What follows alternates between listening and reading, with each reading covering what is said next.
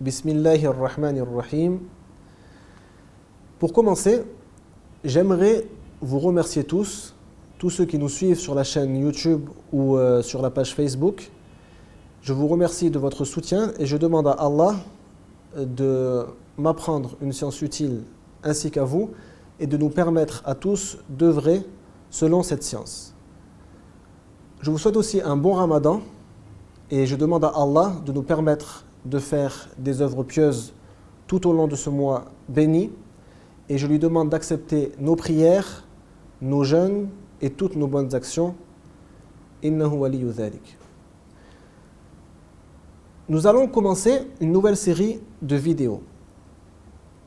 Il faut savoir que beaucoup de gens parlent dans l'interprétation du Coran, dans l'exégèse du Coran, et ils ne savent pas qu'il y a des bases à connaître afin d'interpréter le Coran d'une manière correcte.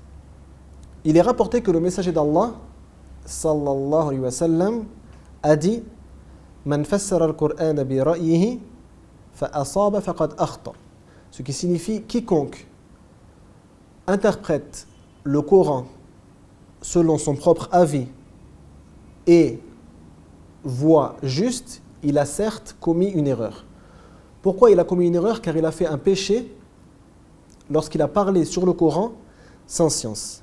C'est pour ça qu'on va essayer de voir les clés qui nous permettent de méditer le Coran et de le comprendre de manière correcte. Donc il y a plusieurs règles à suivre afin de comprendre le Coran et d'en méditer l'essence sans se tromper. Et ces règles sont basées sur le Coran lui-même, sur la sunna du prophète, sallallahu alayhi wa sallam, et sur les règles de la langue arabe. Premièrement, il est impératif de savoir ce qu'est le Coran. Qu'est-ce que le Coran? Le Coran est la parole d'Allah qui a été révélée en arabe au prophète Muhammad, sallallahu alayhi wa sallam. Il commence par Surat al-Fatiha et se finit par Surat al-Nas. Et il est au nombre de 114 surat. Il est divisé en 114 surahs. Il est miraculeux et personne n'a pu imiter la plus petite des sourates du Coran. Allah a mis au défi quiconque pourrait venir imiter la plus petite sourate de ce Coran et aucun être humain n'y est parvenu. Il est aussi le seul livre divin qui n'a pas été modifié après sa révélation. En effet, il est toujours dans les livres en arabe comme il a été descendu et Allah lui-même se charge de sa protection. Ceci car il est le dernier livre révélé au dernier des prophètes, Muhammad sallallahu alayhi wa sallam. Il n'y a pas de prophète ni de livre après lui. Donc Allah s'est chargé lui-même de le préserver afin que la guidée et la bonne parole restent dans la communauté des êtres humains jusqu'au jour de la résurrection. Allah Azza wa Jal a dit « Inna nahnu nazzalna dhikra wa inna lahu lahafidhun » ce qui signifie « C'est certes nous qui avons révélé le rappel » al-dhikr est un des noms du Coran.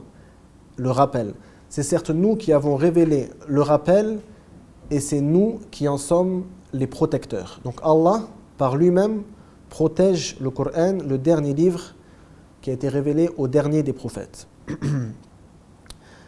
Allah a décrit le Coran par de nombreux qualificatifs et de nombreux attributs qui démontrent son éminence et sa grandeur.